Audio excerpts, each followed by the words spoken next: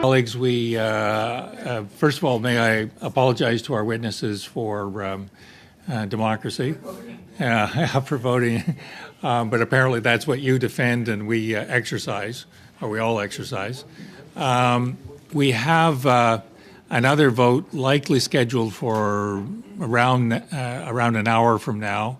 So the first thing I need from colleagues is an agreement to proceed through when the bells start ringing, which I anticipate to be half an hour, and give ourselves an additional 15 minutes in respect of our witnesses, and then I'll adjourn at that point, and we'll cancel our meeting with the analysts, and we'll have to figure out, is that agreeable? Seeing no dissent, that's excellent. So our two witnesses are Mr. Quinn and General Kelsey. I thank you, gentlemen, for your patience. And as you can see, speed is the order of the day today. So insofar as you can truncate your remarks, that would be good. And with that, I'll turn to Mr. Quinn for his opening 5-minute statement. Thank you. Thank you very much, Mr. Chair, and I will be very brief. So thanks very much for the opportunity to speak to you today about NORAD modernization and our current efforts to strengthen continental defense. So my name is... Yeah, you're a little faint. Okay. Okay. Sorry, Chair. Is that... Oh, that's better. That better? That's better, yes. Yeah. Okay. Sorry about that. So my name is John Quinn. I'm the Director General of Continental Defense Policy at the Department of National Defense. My division is responsible for policy development for continental and Arctic defense, NORAD modernization, and the military use of cyber, space, and other emerging capabilities. In this capacity, we also work really closely with Major General Kelsey and his team to ensure close alignment between policy direction and force development. Canada and the United States formally established NORAD in 1958 as a binational military command. NORAD's mandate of aerospace warning, aerospace control, and maritime warning is more important than ever to meet current and evolving threats to North America. However, the last major investment in NORAD capabilities was in the late 1980s, when the North Warning System was established. Modernizing NORAD and strengthening continental defense more broadly is becoming ever more urgent in the context of two fundamental shifts in the global security environment. First, the return of strategic competition between states that we're seeing play out tragically and in real time on the ground in Ukraine. This tectonic shift in geopolitics will not be limited to Europe. It will also play out at home, on our continent, and in our Arctic, and we need to shore up our defenses. Second, the increasingly stark implications of climate change are increasing international interest in the Arctic and increasing demands on our military to respond to emergencies, including conducting search and rescue operations. We are actively working to deliver on the direction in Minister Annon's mandate letter to modernize NORAD in collaboration with the United States and to more broadly strengthen our domestic defenses. This commitment is also an important element of high-level bilateral discussions with the United States, including the Prime Minister's engagement with President Biden in February 2021. And also in August 2021, the previous Minister of National Defense and the U.S. Secretary of Defense released a joint statement on NORAD modernization, which identified priority areas to guide future investments and collaboration. We have conducted extensive analysis to identify key threats, gaps, and potential solutions to defend Canada and Canadian interests in this new reality. Our analysis benefited from ongoing collaborative work with the United States, including through NORAD in Colorado Springs. We also engaged multiple stakeholders, including academics, industry, and territorial and Indigenous governments to ensure we approached the challenges ahead of us in a holistic way, looking at the full range of defense and security challenges Canada will face in the coming years, and to ensure we maximize the broader benefits to Canada of any future investments in defense. In closing, I would note that the Minister has been quite clear about her intent to bring forward a robust package of investments to strengthen continental defense in the near future. And I look forward to your questions. Thank you, Chair. Thank you, Mr. Quinn. General Kelsey. Bon après-midi, Monsieur le Président. Good afternoon, Mr. Chair and members of the committee. My name is Steve Kelsey, and I am the Chief of Force Development at the Department of National Defense. I lead the community of planners that specialize in future force design, often referred to as force development. This community comprises military and civilian experts, defense scientists, operational researchers, academics, and university and industry partners. The community also accesses NORAD planning and processes such as those led by NATO. In this endeavor is to lead collaborative planning for defense in an effort to develop the investment strategies and priorities, the proposed priorities for the future. In this capacity, I do work very closely with Mr. Quinn and the Defense Policy Team. The department's force development planning program is essentially the means to provide analytical basis to anticipate changes in threat and security. It does so by conducting deliberate analysis, leveraging academic and defense research, as I alluded to, but at the same time conducting a review of our current platforms, systems, and capacities. Mr. Chair, as inspiring as I feel the remainder of my opening remarks would be, I think I'll truncate that in the interest of time, and I look forward with sincerity to the questions. Thank you. Thank you for that consideration and that inspiration. So with that, I'm going to. The only chance we get to go to a second round is if I cut the first round to 4 minutes each. So I know Mr. Motz is very disappointed about that, but he's going to have to deal with his good friend Mr. Ruff. Mr. Motz, 4 minutes. Thank you, Chair. I'm going to share my time with my friend, Mr. Ruff. Mr. Quinn, according to the Managed Security Service Providers Alert, the U.S. infrastructure, it's an alert that came out yesterday, U.S. infrastructure was targeted by Russian hackers scanning the systems, the energy system companies, and other critical infrastructure in the United States. And this is obviously state-sponsored hacking by Russia. And it's a current threat in the U.S. Does it present a current threat to Canadian national security? Would we even be able to notice it and defend ourselves? And are we able to perform any offensive cyber kinetic attack back if required?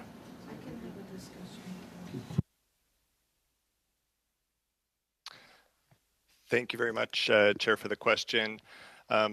This is a bit of a wide-ranging area of responsibility, including our colleagues at the Communications Security Establishment. But certainly, I would say we are in good hands. Cybersecurity is taken very seriously. Our colleagues at the Communications Security Establishment have overall lead for cybersecurity of government systems. National Defense also has a responsibility to defend and protect its own secure networks, and there's a robust program in place for that. As you might be aware, in the CSE Act gives CSE fairly wide-ranging responsibility, including to conduct offensive cyber operations under certain conditions. Also consistent with Canadian defense policy, strong, secure, engaged, the Canadian Armed Forces have the authority and the responsibility to develop our own capabilities for offensive cyber operations as well. Thank you, Mr. Quinn. I'm going to pass it off to Mr. Ruff right now. Je vais donner la parole à Monsieur Ruff. Monsieur Quinn, je voudrais parler aussi des choses cybernétiques. Nous avons examiné les défis à relever compte tenu des lois internationales. Est-ce qu'on a besoin d'autre chose pour cela? Very sorry, and Sorry about that. if it would be possible to repeat the question, that would be helpful. Mr. Ruff? It's just a little bit distracting there. Yeah. Point of order, Mr. Chair. Yes, Mr. May. Sorry, just a technical issue. I'm on the English translation, but the French was coming through. Yeah, that's what we're just trying to fix. We're just Okay, going thank you, back on sorry. it. Yep. I got Chair. You got two. Thanks, Chair. So just real quick, Mr. Quinn, part of the challenge is when I left and took my uniform off on the cyber stuff to conduct some of these offensive type operations is that it crosses multiple departments. There's international law challenges. Have we made progress? But really, is there still challenges that need to be overcome? Thanks for the question. I think I'm not sure exactly when when the member left, Mr. Chair, but I think great progress has been made. We work really closely with the communication security establishment on these kinds of issues. By all means, there's more improvement that can be made, and we're working through those to make sure that everything is aligned as possible. Thank you, Chair. Yeah, thanks. So maybe to yourself or the General Kelsey is tied to the importance of being integrated for NORAD, for continental defense with the U.S. from a security systems perspective. Are we completely integrated? Is there any potential hiccups or challenges, specifically around the fact that 5G networks and Huawei? Maybe I'll answer briefly, Mr. Chair. One of the great enviable things about the Canadian approach is the seamless integration of CSC, CSIS, and defense in this domain. It's not to say that there's still challenges that remain, but it's certainly an example of how within government the cohesion between those three entities allows Canada to lead and innovate in ways that may be unexpected. As far as collaboration with our partners in the States, we have folks embedded in their cyber command. The collaboration with CSC and the US agencies, as well as defense for our specific role when we're outside the country, continues on a day-to-day, week-to-week, minute-to-minute basis. It's a challenging environment, particularly attribution to who's doing what, and therefore elevating other tools or instruments of national power to act, but it's a growing domain. Thank you. Madame O'Connell, 4 minutes. Thank you, Mr. Chair. Thank you both for being here. I wanted to speak a little bit about the recent agreement for the, sorry, let me just make sure I'm saying, the North Warning System in partnerships with Indigenous communities. Can you maybe elaborate on that? Because we've heard different things from witnesses, and you spoke a lot about the work that the Rangers do, but we haven't heard a lot about this program, at least in the testimony that I've been part of. So could you perhaps elaborate on that program? Sure. Yes, Mr. Chair, I'll take this one. So yeah, absolutely. Replacing the North Warning System with a more advanced technological system as soon as possible is a real key priority. It's reflected in the joint statement on NORAD modernization between Canada and the US that I mentioned. More recently, PSPC awarded a contract on behalf of DNDCAF to Nasituk, I'm not sure if I'm pronouncing that correctly, a corporation which is an Inuit-owned company to maintain the current North Warning System for an initial period of 7 years. That contract was valued at $592 million. The intent is to continue to maintain the current North Warning System until that new technology is in place. We anticipate a layered system of systems will be required rather than kind of a radar for radar replacement. But these details will be available soon once the minister has announced the plans for NORAD modernization in more detail. Thank you, Chair.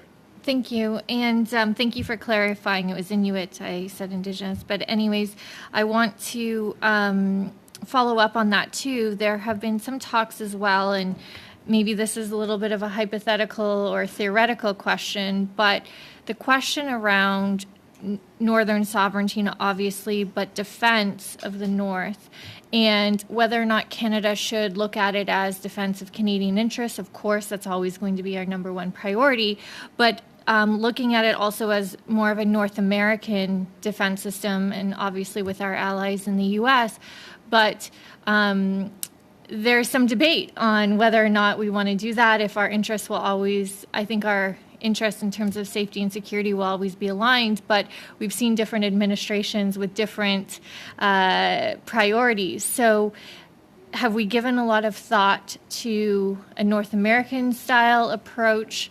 versus solely Canadian sovereignty approach to the defense in the North?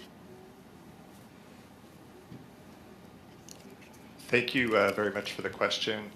Yeah, absolutely. I mean, I would say one great thing about our relationship with the United States, as administrations come and go, the ties and the relationship on the military and the defense side seem to remain strong regardless of kind of the different political administrations that are in power. NORAD has a long history, as I mentioned in my opening remarks. We have full confidence in NORAD's ability to defend North America from aerospace threats. They also have a maritime warning function. At the same time, there are certainly Canadian interests in the Arctic that fall well outside the NORAD mandate as well. So we certainly do need to have domestic capabilities. We need the Canadian Armed Forces to be able to launch and sustain operations across the North, across the full spectrum of operations, from safety and security, search and rescue, to protecting our sovereignty and Canadian interests from an increasingly competitive, or in the context of an increasingly competitive geopolitical environment. So I think it's really about finding the right balance, making sure we have domestic capabilities, but also I think we can rely with full confidence on the binational NORAD command to defend North America. Thank you. Thank you, Mr. Connell. Madame Normandine, 4 minutes, s'il vous plaît. 4 minutes. Thank you, and thank you to the witnesses. We heard over the past few months and weeks, we heard about fighter jets. We heard about the protection of the North. I'm going to speak about the conjunction of issues. I'd like to talk about the F-35's capacity, the capacity to fly in Arctic conditions. Some people said that this was a deficiency of the aircraft. I'd like to hear you speak on this. Merci. Thank you. With regards to the F-35, it's absolutely essential that one of the requirements be that it can fly in Arctic weather conditions. Requirements of that aircraft was to meet and conduct all the tasks and missions that Canada wishes, as well as we've signed up to as partners. And it's absolutely true that that aircraft can function in the Arctic. Parfait. Au niveau de la distance qu'il peut parcourir. As for the distance, some people said that it had a more limited range for flying, and that the F-35 would have to be fueled mid-flight. So is this a legitimate fear? Monsieur le Président. Mr. Chair, I don't think so. Right now, this is the system for our F-18s. We have a strategic tanker system. It's a command and control system that we have, and also the fighter jets themselves. So it's a collaboration between these three systems that is essential. It's essential in order to have capacity in the North. Regardless of aircraft, the operation to be able to interdict any incursions in Canadian or North American aerospace requires the close cooperation of strategic tankers, fighter aircraft, command and control systems. So it's not just looking at the capacity of any given fighter that has been selected. It's how those three systems interplay. Today, as an example, when an F-18 is dispatched, they launch, they refuel, they move to the area where they're going to intercept, they refuel, and they come back. This is a tried and tested system utilized by NORAD.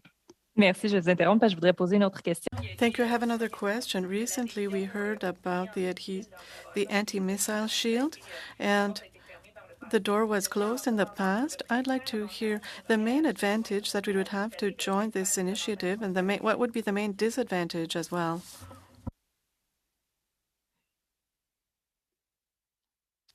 Madame, Monsieur le Président, I want to check. Was this a question of the ballistic missile defense? Yes.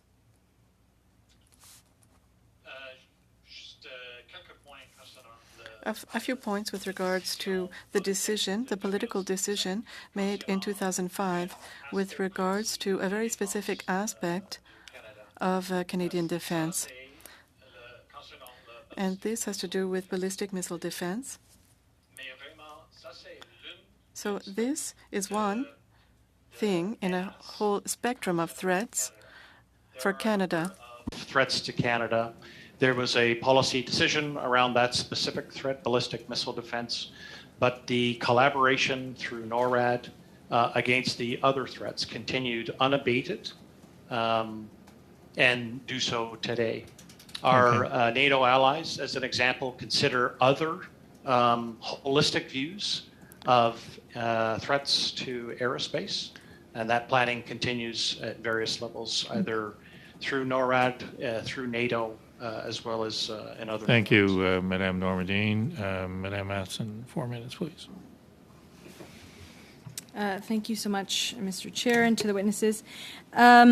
Just to work further on from Madame Normandin's questions about the F-35 jets. So currently, with the CF-18s, we were told that 55% are operational. We will not see the delivery of the F-35s until 2025. So how can the fleet, how can people on the ground doing that work, using that equipment, how are they going to make that extent and the operationability of those CF-18s stretch until 2025?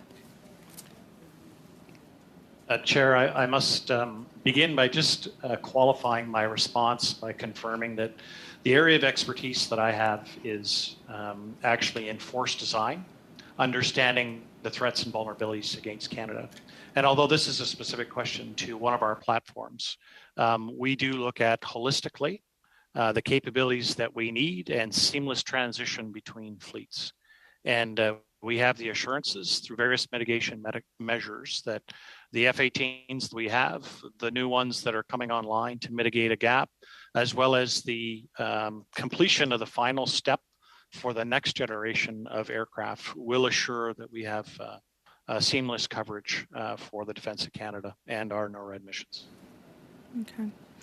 In terms of the costs, we heard last week from officials that, and additionally from the parliamentary budget officer, that the delays in purchasing of equipment was problematic because of, inflation, supply chain issues, COVID-related issues in terms of that increase in cost. How will that increase the costs on this project, on the F-35 project specifically? Do you know?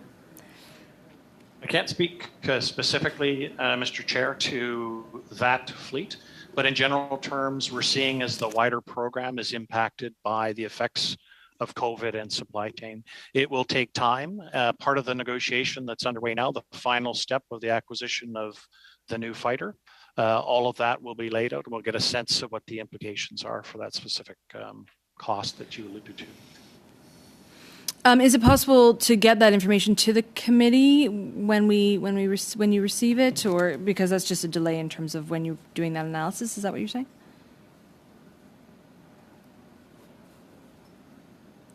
The answer is yes. Of course, we can provide the committee with the answer, but it is not my area of expertise. What I do know is it's going to take time to complete the analysis, but we have obligations to both internally report what those expenditures would look like, but of course to our obligations for Treasury Board and Parliament. Okay, and if I can squeeze one more in.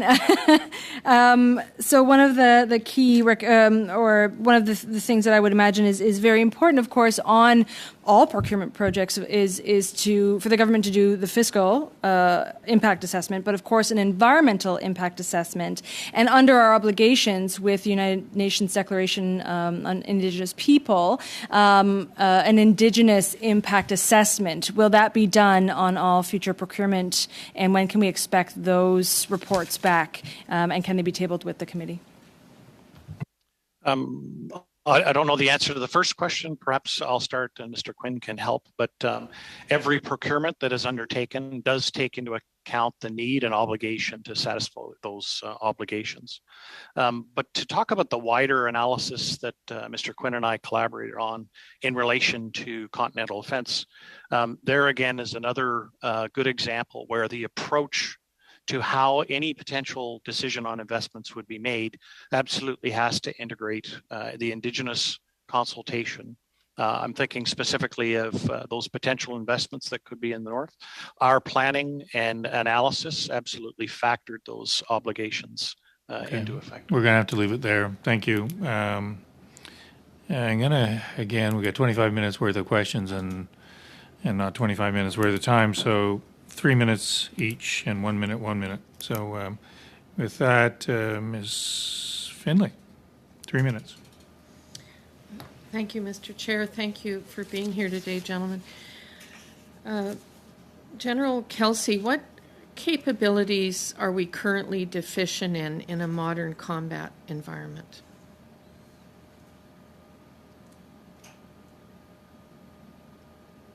I'll answer the question in perhaps two different ways, Chair.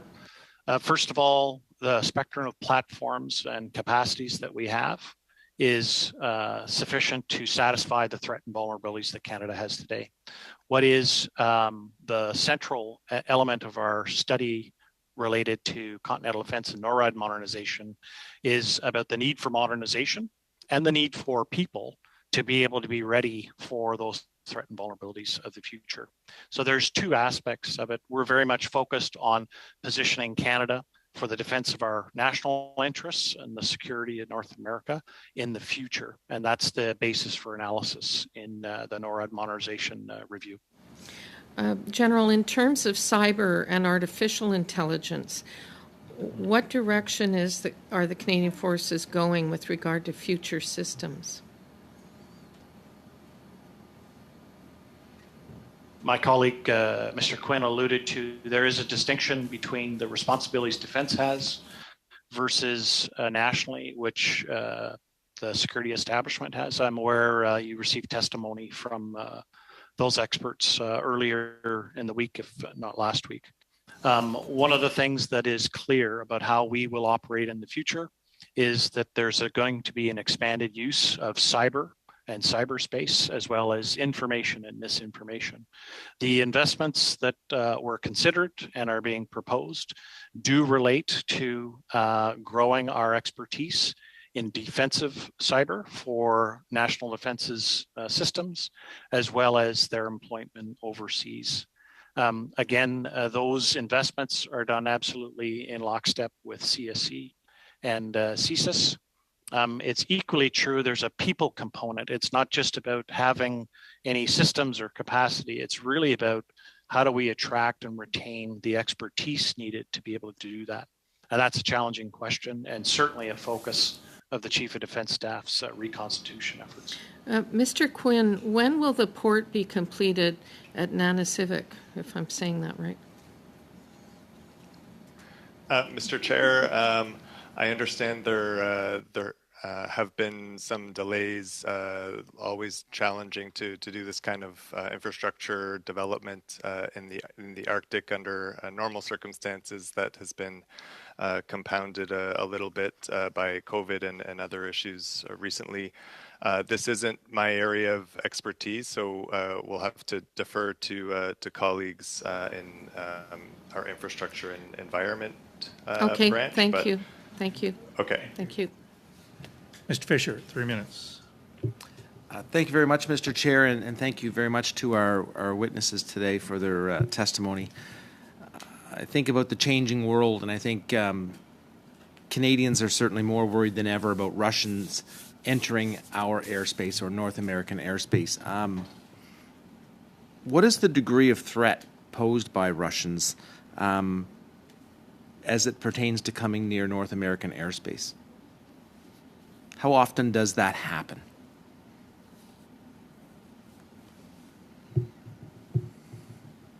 Maybe, Mr. Chair, I'll take this one initially.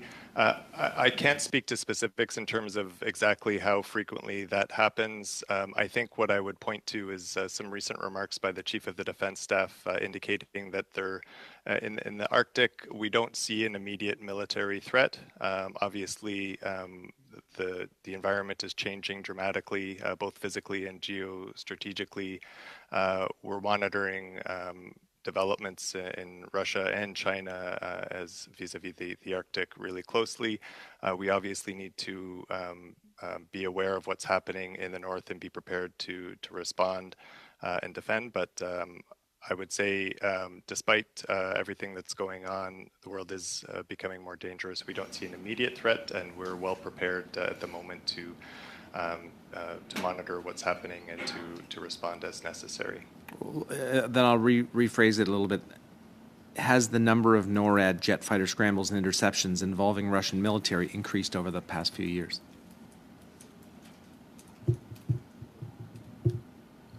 I would answer, Mr. Chair, just by acknowledging that's an operational question and beyond both Mr. Quinn and my expertise.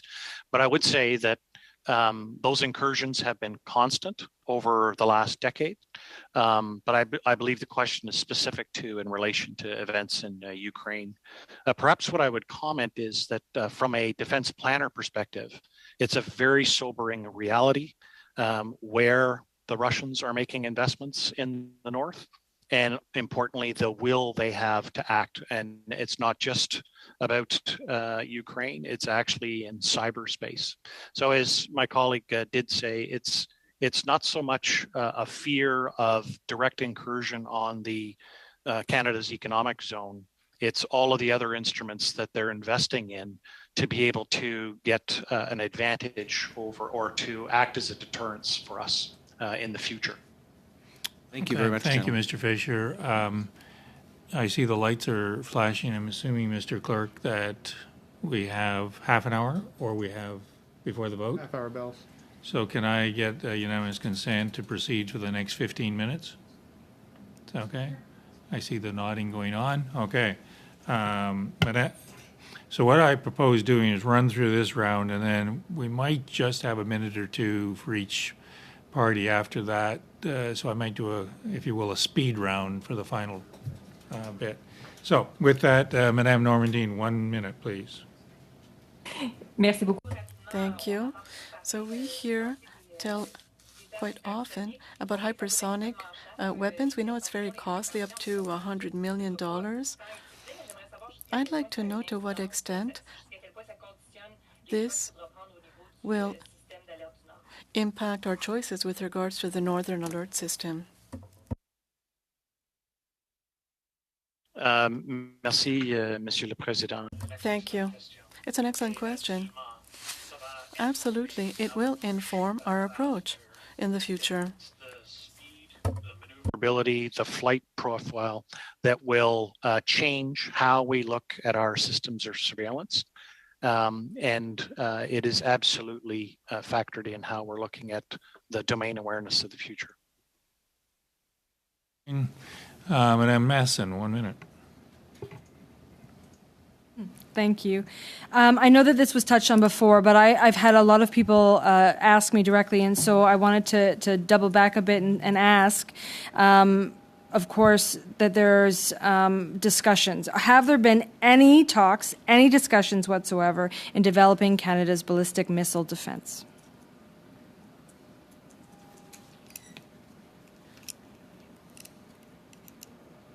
There are no known plans or discussions related to ballistic missile defense that I'm aware of. Thank you. We have Madame Gallant, 3 minutes, please. Thank you, Mr. Chairman. And this would be for General Kelsey. Your training and planning what our troops need to be able to do based on the threats of the day. And we spoke about the Arctic. Are you presently planning, or do you have future plans to have a modern submarine capability in terms of the human workforce that's needed to operate in those conditions? With the funding received from Strong Secure Engage, as you're aware, Mr. Chair, we are in the process of modernizing the Victoria class, and that will carry on for the next number of years. As part of routine, prudent planning by all of our services, they also look to the future about what the technology will enable, what our requirements are. And in the case of the submarine, it is perhaps one of the most strategic investments that has the ability to hold any threat actor at risk.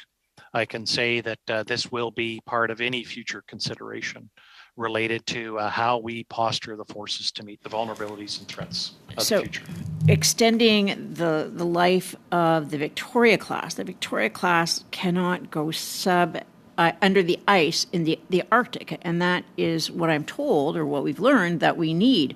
Is there any thought or planning being put forth to train submarine operators for the next generation of submarines that we need in order to be able to defend our northern flank? I hesitate to speak for the commander of the Navy, but I do know they're paying very close attention to the advancements of technology in the air-independent propulsion that could allow, if that is the path chosen, to create different capacities for the next generation if pursued. But there's no training underway today to be able to facilitate what that next generation would be. And when will the recruitment and training start for the fabled F-35s that are apparently finally being negotiated? What plans are in place to get a full flight crew for each of those planes ready to go? The project is in the final stage where it's been given authority to negotiate for the price. Part of that negotiation, as was alluded to earlier, is understanding what the implications of COVID, et cetera, and therefore what the dollar for value would be. But equally true at the same time, the Royal Canadian Air Force is looking at how to sequence the training of pilots in the same way. It's absolutely factored. I'm unable to give you specifics to what that looks like in terms of the next number of years, but I know it's absolutely a consideration. Thank you, Ms. Kennett. Mr. Spinkelman, 3 minutes. Thank you very much. I'd like to thank our witnesses for being with us. General Kelsey, thank you for your service. I'd also like to thank our colleague Alex Ruff, who's with us today, for his service. I'd like to spend my time on a brief discussion of the threat setting in 2022. In very broad strokes, we have moved from the 1990s, the collapse of the former Soviet Union, into and through the post-9/11 era, the Arab Spring. We're now at a time where, once again, one of the great powers has exercised military aggression against another country. We're having discussions about cybersecurity. We're having discussions about technology, geopolitical threats, secondary, tertiary implications, and also a lot of intersection points between the military and civilian sectors. Could you each give us a brief assessment of how you see the threat environment in 2022 and what the key priorities are for Canada? Just summing up perhaps some of the points that you've made earlier, but maybe adding some new ones as well.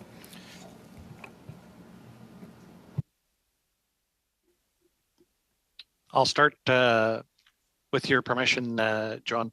The way I would characterize it is it's a very sobering understanding, not just to watch, as a military planner, to watch where the investments are being made, what advancements in technology are being implemented, but it's the will that threat actors have to actually act and do such things as what we've seen in the past related to cyber and misinformation, but now specifically with Ukraine.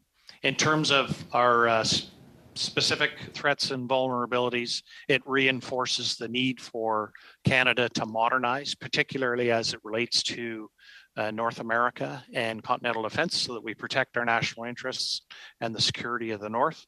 And it comes back to people. We do have a challenge. We're short. We want to attract and retain the best that Canada has to offer. People are the key to success to any mitigation of threats and vulnerabilities of the future. Thank you. And Mr. Quinn? Thanks, Mr. Chair. I think General Kelsey captured it pretty eloquently. The one thing I would maybe add to his response is that Canada had the luxury of relying on our geography for much of our history for our defense, basically, and we can rely on that less and less. You mentioned cyberspace, information domain, so these kinds of activities obviously don't, geography has no impact on them at all. As well, we've talked about military modernization and some of our potential adversaries in terms of Russia and China developing faster missile technology that can be launched from further away, specifically designed to challenge our defenses. So definitely, as General Kelsey said, it's a sobering environment. We are, I think, legitimately entering a new era of global competition, and we need to make sure that we're prepared to confront that. I mentioned at the outset as well in my opening remarks, and I'll be really quick, climate change, which is another real key driver for Canadian defense and security in particular.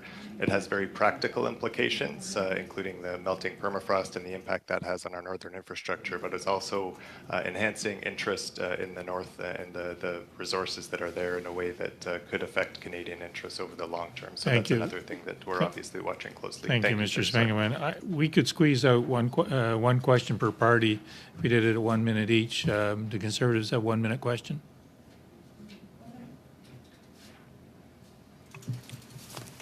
Yeah, thanks, Chair. I guess I still want to go back to sort of my question earlier about the importance of our integration with the U.S. And then if that gets compromised, i.e., they determine that security integration is no longer reliable due to us taking on technologies that they view are compromised by either China or Russia or other state actors. What would the implication be for us to be able to do our part in the defense of North America? Maybe I'll take that one really quickly.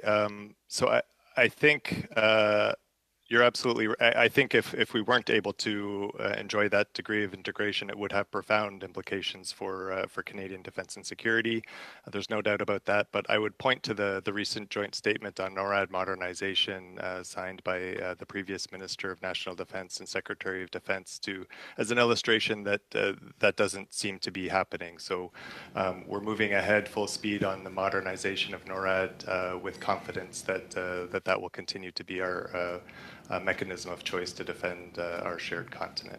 Thank you, Mr. Chair. The Liberals, 1 minute.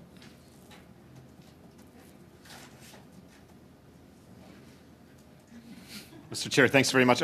Perhaps building on the last question, in this highly interconnected world, and maybe particularly looking at the Ukraine crisis at the moment and its aftermath, how important is it that we are connected not just to the United States but to the rest of our allies in both operational planning but also in budgetary questions and procurement and acquisition questions?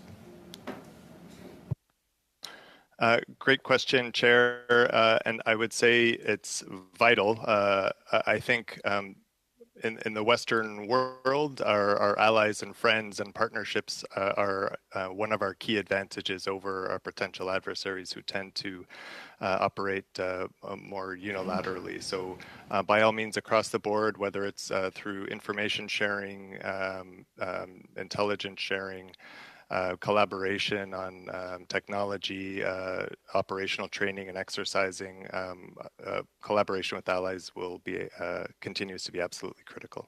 Thank you, Ms. Spangman. Ms. Normandine, 1 minute, please. Merci beaucoup. Thank you. We heard tell a lot about the subarctic sovereignty, and someone said that it was important to crystallize sovereignty, and it's by occupation of the territory. And this is with people. When we're talking about occupation of the territory, is this part of defense if we're analyzing an increase of human presence on the territory in the north?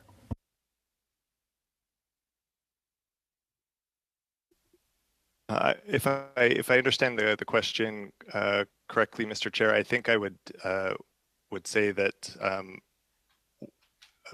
having a presence in the north is fundamental to asserting sovereignty over it.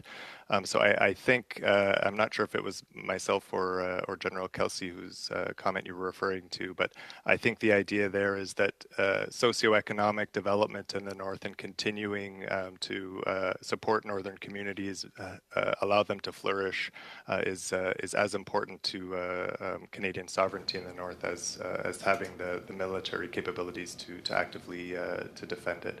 And maybe I'll just take a moment here to briefly say that as we pursue potential investments in NORAD modernization, we've conducted a fair bit of informal consultation with northern communities in advance of that, and would continue to do so once decisions are taken as we get into implementation, to make sure that every investment we make in the kinds of things that we're looking to do, we're seeking out opportunities for dual benefits and to support the needs of local communities as well. Okay, we're going to have to leave that question there, Madame Normandy, or Madame Masson. Final minute. So in terms of that NORAD modernization, of course, that comes with a hefty price tag, which is understandable, but some are suggesting that Canada might be required to pay up to 40% of that. Is that realistic? Is that correct in terms of those suppositions? And is that what you're planning for? Thanks for the question, Chair. I think on this one, the 40%, 60% split that has been talked about is in relation to the North Warning System. There was an MOU in place that divides investment in that system along those lines. We'll wait until we're able to share more details on the minister's plans for NORAD modernization and broader continental defense. I wouldn't want to speculate or presuppose any decisions that haven't yet been taken on that. Thank you. Thank you. And that brings our questions to an end, unfortunately. I appreciate both of you and your patience in our hasty votes that we have to accommodate to. This concludes our study, our formal part of our study at least, and the testimony has been uniformly excellent, and it's an excellent way in which we've finished it off with both of you. So again, thank you, Mr. Quinn, thank you, General Kelsey, and with that, we'll adjourn. And can people, thank you. Can people give me some idea how the